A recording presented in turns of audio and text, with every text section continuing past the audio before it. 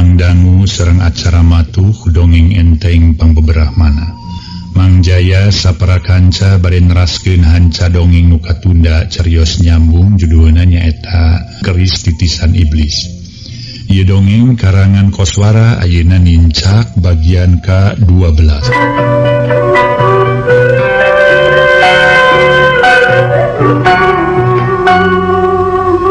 Harita para mitra sadaya keur ngarobrol teh nyaeta antawisna nyaeta Jangdarta oge Odet Udi Aki Tabri sareng sapara kancana. Sedengkeun nu ditanyakeun ku Ki Odet teh daya sanes urusan nyaeta nu geulis teh cenah kitu para wargi sadaya. Mangga urang teraskeun. Ih, kantarane geulis mah Kang malah mah asa leuwih geulis batan kasuseuran wano jadi urang nu kasobat geulis. Sanes ngabon ke Nyi Titi terus terang we. Den Sukmawati langkung geulis langkung cahayaan batan Nyi Titi. Cek Jangdarta. Kutanjang, aduh, penasaran je akang mah ye. Penasaran kumaha di akang. Tuluikeun ngomong teh sia ulah sapotong-potong kitu Odet. Cek Aki Tabri ngageungeureuhkeun kanu jadi anak. Hihi, siga nu bogoheun geuning maneh mah Det. Pake jeung penasaran sagala. Udi siga nu ngageugeuikeun ka sobatna. Us, lain bogoh nganaksir uing mah. Kitu mah kangeurian ka uing ah.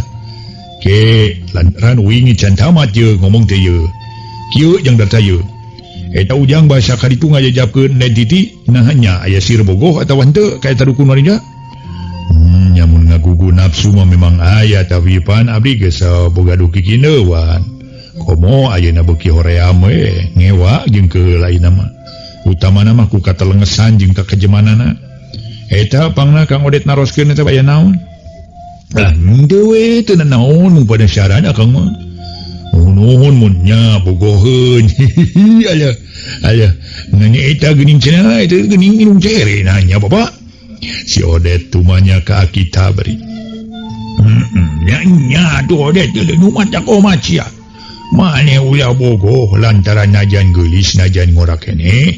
Eta teh ukur populasan ukur tetenyoan. Nusanya nama geus kolot leuwih kolot batan indungnya nih. Leuh. Kimbay nya atuh we uing mah mun bogoheun teh. Lantaran apaan? Uing can boga jikan. Ieu geulis coba sakti sugan we daekeun balik pikir. Sugan we daekeun isya pan geus diserahkeun ku Bapak Telin.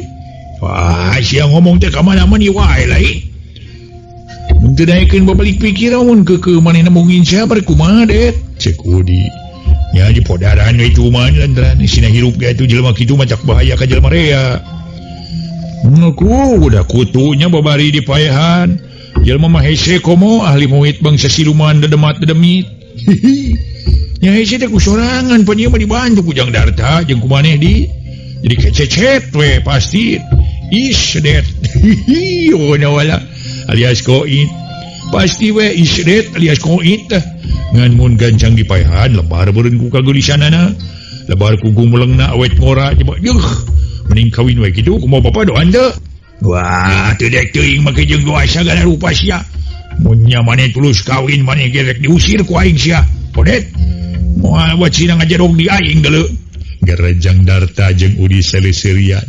Sedeng si Odet kalah ngajejentul bangun nu ambak tur bingung. Ngadenge di patengahan rame kun ngarobrol para wargi sadaya. Si Odet kalah ngajentul bangun nu ambak jeung bingung. Atuh harita di patengahan imah rame kun ngobrol bari nyabit-nyabit perkara Den Sukmawati. Nini esih kaluar gek diuki gireun Aki Tabri. Lu sare si Nyai? Geus tadi jangan eta kadenge nek omongan si Odet derengean teh bawa kasih dukun jahat jeung sasar pantara si Minarni. Nyaan maneh Odet? Ini esih boroho ka si Odet. Yuh, mun nyarik naon mak? Si Odet kalah males neteup ka indungna. Wana naon mana kudu ingkati imah kami jeung ulah yang papangi jeung kami deuleu.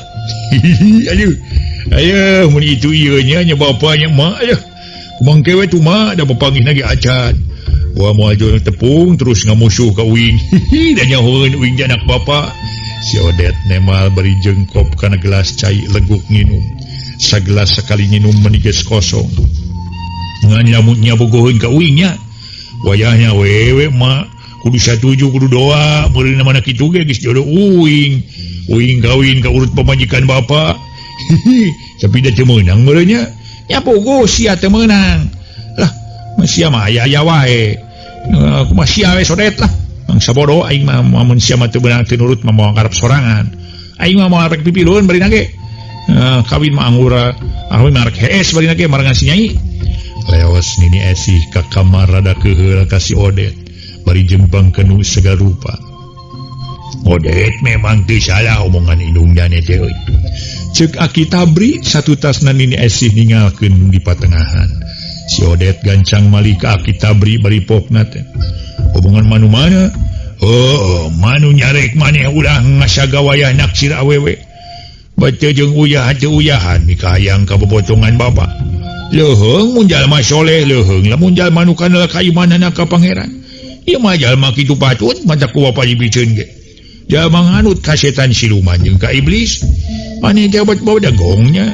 sedang iblis rajana setan deul aya badegong beakeun ku sorangan cik atuh sing nurut sia kana omongan kula teh cik Aki Tabri ngagelendeng rek nyala rek nurut lah hampura we uing balah kitu teh we ieu mah ieu soal teh Ceu Tarmi puguhnya mautna teh keris iblis nu Nen Sukmawatinya kade ulah sangka-sangkana ieu bilih nyalahan omongan si Odet mengkol kana urusan mautna Nyi Tarmi lanceuk manehanana ari nyangka sagemlengna mah henteu memang anjeungan bae euy nu nilih kana kaayaan layon jeung lamun seug ngadenge beja ti nyina cenah dina dada Nyi Tarmi nancep hiji keris bari nyina apal kana kaayaan eta keris yen keris Nen Sukmawati alias si Minarni nyata tu manehna teh nu boga dosa batur mah eueuh nu boga pakarang saperti kitu eueuh nu bogaeun pakarang nu bisa kumalayang sorangan bisa milampah naon wae tanpa kudu aya nu ngagunakeun ieu mah apan pakarang ajaib najan jauh ti dunungan tapi manehna bisa milampah pagawean nu luyu jeung kaayaan katut panitah nu jadi dunungan najan ti kaangangan kumaha karti Odet puguh we karti mah jadi atuh mun kitu mah kacida perlu napikeun uing ngayakeun balitungan jeung eta jalma teh jahat teh digoreng-goreng teh uwin apan adina Ceu Tarmi nya sawajibna ngayakeun balitungan jeung manehna malah najan kudu nepi ka maehan ge sigana halangan-halangan ke si Odet mah narteu ki bapak Odet geus sia maneh nyebut teh olah sia nu bener geus we rek nyebut naon maneh ka aing japa nyebut bapak make jeung nyebut Aki sagala sok rupa-rupa sia mah atuh barina oge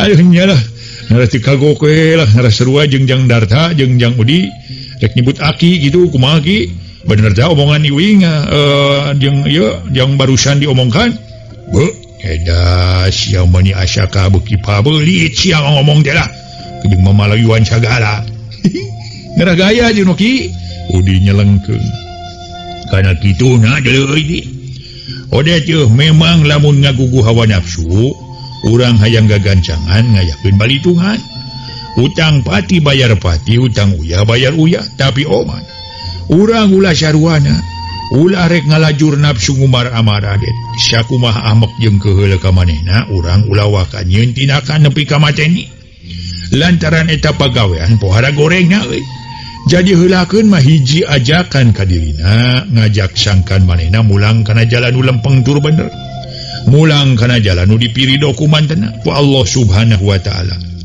nya kajaba lamun ku cara kitu teu ngagugu keneh nya taya halanganna ngagunakeun ku cara lian kitu ge lamun nya geus ngaleuwihan tina aturan euy lantaran nanyeurkeun bebeneran ngabasmi kabatilan eta kewajiban urang mun teu kitu atuh meureun ge teh aya deui korban nu liana baris namahan deui korban nu sejena de ngan nya ari tuluy kawin jeung manehna mah upamana kami mah teu ngidinan det teu ngidinan teu peda-peda we manehna geulis nya lain rek nyarek maneh kawin kanu geulis palabah dinya nama kami teh baris atoh seug upama anak kami nu goreng patut bari cakeut reuk hideung siga areng caranya ne payu kanu geulis ngan dingin teu maneh teh manehna teh potongan bapa sasat indung terenya ne bari laku lampana teu cereug teu luyu jeung anu dilaksanakeun ku urang tadi ge disebutkeun ku bapa muhit bangsa lelembat lemut dedemat dedemit tak kitu Teu satuju bapa mah. Lamun maneh rek kawin ka manehna teh. Nyalah ka harti balah. Pokona mah Kang Odet mun urang yang hareupan eta jalma di barengan ku bogo sigana bakal hasil. Obatan hasil kalabalah cilaka. Nu matak sieuhkeun cing ras jauh, rasa bogoh jeung resep. Bisi urang kajiret mangkaning jalma pantaran Den Sukmawati luhur ilmu panemuna. Matak bahaya mun urang nepi ka kelebuh dina sagara asmara. Kitu Kang sama abdi mah. Cek Jang Jarta mere pepeling ka si Odet. Nuhun Jang lah. Nuhun ya Kang tos dipepeling ku Jang. Semoga kolot jeung dulur daripada papacahan kieu mah dia. Regreg dewek lah. Ngarasa atoh jeung bunga oge si Odet. Pedah manehna pada mepatahan pada mepelingan. Jeung bunga lantaran karasa kumahanya ahna nu jadi bapa jeung kumaha melangna Jang Darta. Nganajan kitu tetep dina tungtung hate si Odet bet aya hiji harapan. Aya hiji kahayang nu ajol-ajolan hayang kaluar. Demi kahontal hiji kapanasaran. Tetep manehna ngarasa panasaran mun teu bisa ngait atina model hatena Den Sukmawati nu kabejakeun geulis kawanti-wanti endah kabina-bina. Para wargi kaum dangu harita gebli-gebli kaburuan imah kadenge aya nu leumpang ngagebli. Dina kaayaan keur simpe mangsa peuting cara ayeuna. Gebligna suku nu leumpang ge atra tetelanaker. Kadengena teh nu aya di jero ngadak-ngadak jempe. Ngaroblorna eureun ngarobrolna. Ceuli kabehanana rancung ngadedengekeun sora gebligna anu leumpangna di luar. Sok bisi aya nu datang sahanu nyaho jalma jahat rek milampah pagawean teu eucereug. Tapi teu kungsi lila ti harita nu leumpang eureun sigana mah geus tepi kana teras imah malah keketrok kana panto tepas. Tuluy pupuntenan harita teh Jang Darta jeung Aki Tabri harita turuh mameting harulang. Punten Jang Darta, kita beri raya kitu punten. Aya Aki mah. Saha eta? Aki Tabri jeung Jang Darta ngakebegi jeung panasaran. Kuaina sora di luar teh make nanyakeun ngaran Aki Tabri jeung Jang Darta sagala.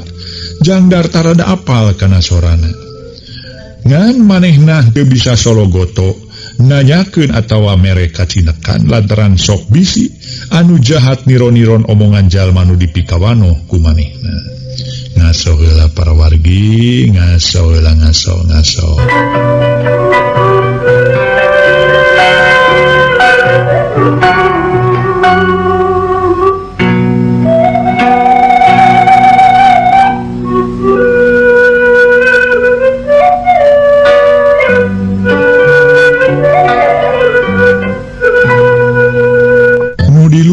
Harita nyarita deui. Jang Darta. Ieu mang Kohir tiga wiru. Bari depangan Ujang sareng Aki. Nu di luar ngabejakeun ngaranjeng padumuka. Atuna di tengah imah ngarasa tenang hate. Teu gegebegan cara cikene. Si Odet hideng nangtung terus mukakeun panto. Sup Mang Kohir asup. Katara nafas ngahegak jeung kesang ngoprot. Hideng si Odet ka dapur nyokot wadah cai. Dari cai nama aya dina teko didinya sok dituna hareupeun sema. Cur dicician sabada disumangakeun ku si Odet. Jeung ku Aki Tabri kop gelas diangkat leguk nginum meuni bangun anu nimateuna keur para wargi sadaya. Atuh geus kitu mah para wargi sadaya. Atuh mangkaning cai haneut keneh jaba cai entehna ge leko. Sabada Mang Kohir nu gelas kosong pok Aki Tabri tumanya. Ngajak ka dieu Jang Kohir. Nuhun bapa nami teh abdi teh kepada suka heula suhu nanging subung nya teh taros cenah menuju di dieu. Teras dibujeng ka dieu. Lar cetarmi parus pupus. Bener pisan Jang Kohir. Tapi kana patokanana we manya kitu ge meureun. Aya naon Mang bangun rurusuhan geuning wengi-wengi nyalira? Coba saurkeun aya naon atuh reuwas abdi mah? Ceuk Jang Darta. Oh, nya bari reureuh sok bejakeun ka dinya ulah asa-asa Jang Kohir. Cicik aya naon ieu teh meureun. Mun eueuh kaperluan mah mustahil peuting-peuting Jang Kohir nyusul Jang Darta jeung Aki. Jang Darta jeung Aki Tabri tumanya dariana keur katatamuna. Kantenan we ka prayogiana mah Aki maksud teh sedia ngawartoskeun ka Jang Darta sakantenan ka Aki. Bireh ayeuna Kang Suhad mah kumaha Pak Suhad mah teh? Sok gancang caritakeun. Ya kunaon Mang Suhad mah teh? Mang Kohir Gancang para mitra Jangdarta megat kalimah bari mencerong ka Mang Khohir panasaran. Kang Suhad mah parantos ngantunkeun, parantos pupus. Pupus? Nya Jang. Innalillahi wa inna ilaihi rajiun. Bapak. Kunaon Bapak berpupus deh, aduh. Jangdarta nungkupan beungeut kedua dampalengeun bari semuguk ceuri. Mulyana kasup Aki Tabri para wargi sadaya. Jeung si Odet oge udi. Malah Nini Esih Genorojo kaluar lain deui ngagebegna. Menang beja kitu atuh kontan harita. Sararea ngucapkeun inna lillahi wa inna ilaihi rajiun. Malah nyi anah ge anu keur sare ngagakagaruwahkeun. Ngirung-ngariung di dinya sanggeus bieu kaluar ti kamarna. Manehna ngahruk bari ngumaret Cipanon ngadenge beja maotna Mang Suhad mah. Jadi ras inget ka inungna mugi wari geus mulih ka kalanggangan. Kukituna mugi Jangdarta keur sakaditu heula watos Oco. Jai nu ngarencangan sun. Mamang. Red Jangdarta ka Aki Tabri pokna ki wayahna dikantun heula ku abdi. Nini kalih nyina wayahna nya dikantun heula margi bade ka gawiru heula. Nya nam atuh Jang kaditu gancang. Hayu Jang jeung Aki. Nini wayahna nya jaga si Nyai di dieu. Odet udi ulah sarare teuing euy lantaran Aki rek ka gawiru ngalayad anu di ditu. Nyarengan Jangdarta kade marane duaan ulah sarare euy Odet. Udi bisi aya naon-naonnya. Laki sing percaya we ka uing. Jangdarta mangga tulah bade mulih ka gawiru. Keun dieu mah aya Kang jeung Jang Udi. Cek si Odet ngajurung laku ka Jangdarta. Mang Khohir laras Mang Suhad mah pupus Mang. Laras pisan Nyai. Kunaon Mang? Apan kamari mah angkat ka bumi ka ieu pada suka. Basa abdi kaditu pan abdi tepang sareng anjeunna. Katingalina kaayaan jag-jag sehat. Nanging ayeuna maot. Heran abdi mah Mang Khohir. Kunaon maotna Mang Suhad mah teh? Ramalan nyi Titi teh. Samemeh Mang Khohir ngajawab kana pananya ti Nyi Ana. Manehna rumeng hap heula rada panjang. Kawas nu seunggah jeung rumahuh katara beungeutna bangun nguyung ngemu kasusah jeung kabingung. Tapi lila-lila mah teu burung Mang Khohir ngajawab. Nyai, memang leres Mang Suhad mah teh ayeuna nuju sehat. Teu aya damang naon-naon, teu matos mah teu damang tu. Ari sanes emutan mah nu manteng emut ka si Jenat. Nanging dajang lah depan waktos kamari tiasa nyarengan Jangdarta ka bumi Aki di pada suka. Nalika ditepangkeun sareng Nyai oge malihan tadi sonten ge ngobrol lami sareng Mang. Dan yeuna nganyang karo rompok satu tas mulih ti masjid teh. Sabada kirang langkung saja ngobrol di Mang. Anjeunna mulih saurna teh tos tunduh. Nang arina meh batae nu kaketro kana panto barang di teang. Biocoh nyusulan Mang di piwarang ka bumina. Barang dongkap ka bumi Mang teh nya kasampak Mang Suhad mah parantos janten layon. Bari salirana guyang getih seueurna keur. Ditaroskeun ka biocoh kunaon-kunaonna cenah. Ku keris iblis, keris nu basayu kumalayang di leuweung. Pangna tiasa nyebatkeun kitu teh pedasa teu acana Mang Suhad mah kantos gogorowokan. Ngusir eta keris nu datang dadak-datang ka lebet bumi. Nang najan diusir malihan mah tos bebacaan sagala rupi ge. Eta keris terasa ngamangsa ka Mang Suhad mah. Ngubles kana patuanganna kitu Nyai. Para mitra kaum dangu rengse harita atuh Mang Khohir ngadongengkeun waya patula patali jeung kaayaan di lembur teh para wargi sadaya tentang Mang Suhad mah anu memang nasibna kudu nepi ka harita hirup di alam dunya. Jangdarta lain deui nafsuna. Manehna nepi ka geuneuk lir beusi atah beuleum katingalina beungeutna teh. Malah mah ambek ku ayana eta keris titisan iblis. Nu geus ngamangsa dirina Mang Suhad mah alias nu jadi bapana. Terus Mang Khohir nyarita deui. Saur bioco teh sabadana ngamangsa ka Mang Suhad mah teh ngablesat kala langit kamar. Tuluy kaliwul kaluar dituturkeun nya warna angin pohara ageungna. Tug nepi ka ngilesna teh dipapag ku cumungna sora anjing babaung ti kidul. Tah kitu Jang oge Nyai. Aki sareng Nini. Kajadian di ditu teh kajandan nu parantos tumiba ka Mang Suhad mah. Mang Khohir mungkas omonganana. Ieu ayeuna mah urang ka ditu Jangdarta. Mun Mang Aki ayeuna bade. Sabada papatah sakali deui kanini esih kanyian nina kasih Odet jeung ka Udi terus Aki Tabri jeung ngajang Darta kaluar ti jero bangunan imah ninggalkeun lembur panyinangan lumampah kakidulkeun marengan mangkohir ngajugjug ka lembur gawiru. Datang ka imah Mang Suhad maka sampak layon geus dirurub ku samping kebat di tengah imah. Atuh biocoh ceurik gagauran di kamar pada ngagugulung ku kaum ibu warga lembur Cigawiru. Jeung di antarana aya urang Cihanyir mupah ngapeh ka biocoh sang Kanjang lar ulah loba pikiran ulah loba nu dipika inget. Tapi danya kitu atuh pohara sedih poharana langsana ku kajadian nu tumiba ayeuna. Biocoh hesena kerek ngerepehna. Manehna terus gagauran ceurik bari nyamat-nyamat ngaran salakina nu kiwari geus ngababatan karimbanusan. Rohna geus kumalayang ninggalkeun kurungan. Basa Jang Darta datang terus nyamperkeun ka biocoh gabrug biocoh ngagabrug kana Kajang Darta gaur ceurik bari midang dambangun kana nyerianaker. Ujang kumaha we ari emak atuh ieu teh anak geus eueuh ayeuna menjadi salaki dan ninggalkeun tulungan emak teh Ujang tulungan. Mak mugi sing sabar mak ukur sakitu Jang Darta kuat ngomongna.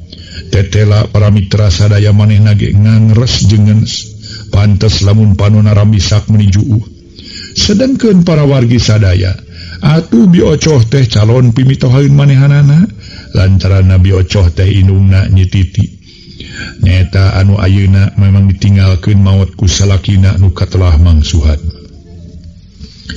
Di tengah imah Aki Tabri jeung Pak RT UH Katut Mangkohir tatangga nuliana geus ngemitan layon terus nyangirah ngaler bari sararea milu bela sungkawa miluna langsa ku ayeuna musibah nu karanapan ka Mang Suhad mah ku maotna dadak-dadakan. Kacaturkeun pihak sejen harita di kamar khusus Nen Sukmawati atuh para mitra di gedung Pulas Hejo di puncak Pasir Samoja. Nen Sukmawati keur disinghareupan ku Kiburak jeung saurang wanoja geulis. Si horeng eta wanoja geulis tayalian nyimas centring keling dikiwari ngawujud manusia biasa. Eta teh sabenerna mah para mitra sadaya mangrupa siluman. Kaayaan di sabudeureun eta gedung pohara jempling. Ari lain sora jangkrik jeung gaang mah nu kadenge. Sora jalma mah taya nu kadenge kawuwuh nu geus sian eta imah gedung. Nyiwiwi jeung nuliana nu matuh di sakamarna masing-masing geus sarare nganyang ka alam impian. Lintang Tinden Sukmawati jeung Kiburak tacan sare harita keur nyang hareupan nyimas centring keling muka kara datang ngadeheus ka hareupeun jadi dunungan. Nen Sukmawati nyarita sanggeus bieu manehna ngasupkeun keris titisan iblis kana sarangkana bari terus dicecekel. Centring keling abdi sun Nen tema nyimas centring keling dipungkas ku ngahihi seuri najan wujud geulis siga wanoja umur belasan tahun. Ari ngadenge sora kitu mata kukurayun komo keur ngahihi seuri mata keung naker untu meni reges katingali jaba para mitra sihungna leuwih panjang tapi teu kitu keur dirina Nen Sukmawati katot Kiburak teu ieu ngarasa sieun jeung keung. Kuring ngucapkeun syukur jeung ngarasa bagja ku ayana Andika geus meunang dipercaya geus bisa manggihan nyiinah nu kiwari matuh deui di imahna. Kalayan ku bantuan keris titisan iblis nu dibawa ku Andika geus rengse ngalaksanakeun pancen ti kuring. Andika geus bisa ngalanyawa indungna si Inah jeung bapana si Titi. Kuring ngarasa sugema muga-muga Andika salawasna daek biluk jeung kuring daek ngabantu kana sakabeh karep jeung pamaksudan kuring centringnya. Katara paroman Nen Sukmawati bear marah mai ngagambarkeun anu meunang kasugemaan hate. Sakedeung Kiburak gawenangan diuk we gigireun nyimas centring keling ngabandungan obrolan dununganana jeung nyimas centring keling. Panehna ge bungah jeung sugema ku ayana sakur pamaksudan Sukmawati ku jalan ngagunakeun keris titisan iblis jeung ngagunakeun kasakti nyimas centring keling salawasna ngadatangkeun hasil nu nyucekil hasil anu mucekil hasil nu nyugemakeun. Gawena mah atuh para mitra sadaya gawenangan nya kitu teh we manehna mangwut ku ayana ngabandungan obrolan dunungan mangsa harita. mutu-mutan gitu para wargi siga nu ngarti pra nunutan nya dan tujuh ceramah atur jeung ngobrol para wargi sadaya atuh siga nu heuwe ngarti cenah umut-umutan deh pada mah eta teh tunu ngaso heula para wargi ngaso heula ngaso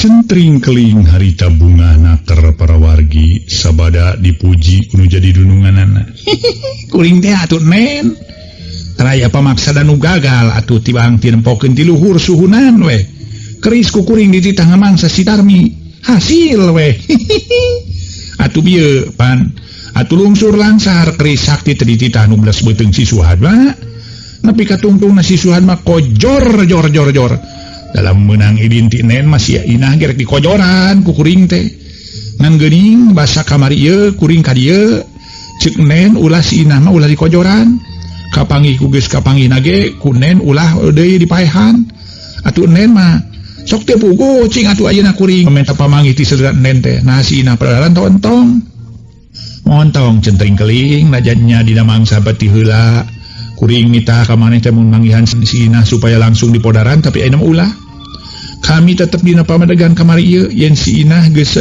montong dipodaran ku geus kapanggih nage sanggeus manehna saminggu leungit kuring ngarasa bunga ai pangna ulah dipodaran teh kumaha nen Dimas centring keling ngarasa penasaran lantaran dina kamari ieu kuring kadatangan ku Mbah Cakrasena lanceuk andika cenah mah nyi inah teh najan kumaha ulah di ala nyawana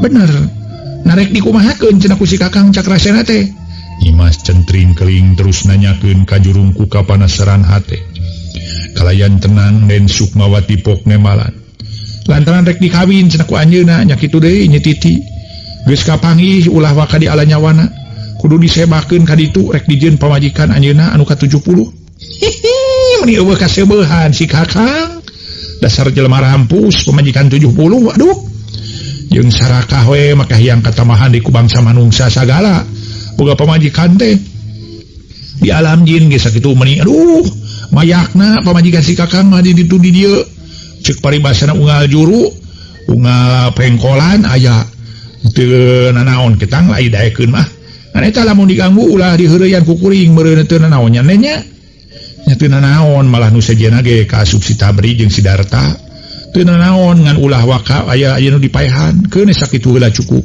ngalanyawa maka jaba mun engke awak kami geus leuleus lang layeseun kakara andika baris dititah ngalanyawa jalma pokona utamana mah budak parawan atawa jajaka pikeun diuyup peutihna ka hartin teu ka hartos nen lah pokona mah eta soal neangan si Titi kumaha tetep ku andika kudu dilaksanakeun tapi samemehna si Darta sina ka dieu sakadieu andika ulah waka neangan si Titi samemeh si Darta ka dieu mah can waktuna ayeuna keun moal waka ka mana-mana kajaba mun geus balik ka lemurna didinya si Titi kudu dibawa ka dieu Nen Sukmawati alias Minarni harita teh nerangkeun sakura rancang manehna nu geus disusun rapih naker dina uteukna waktosna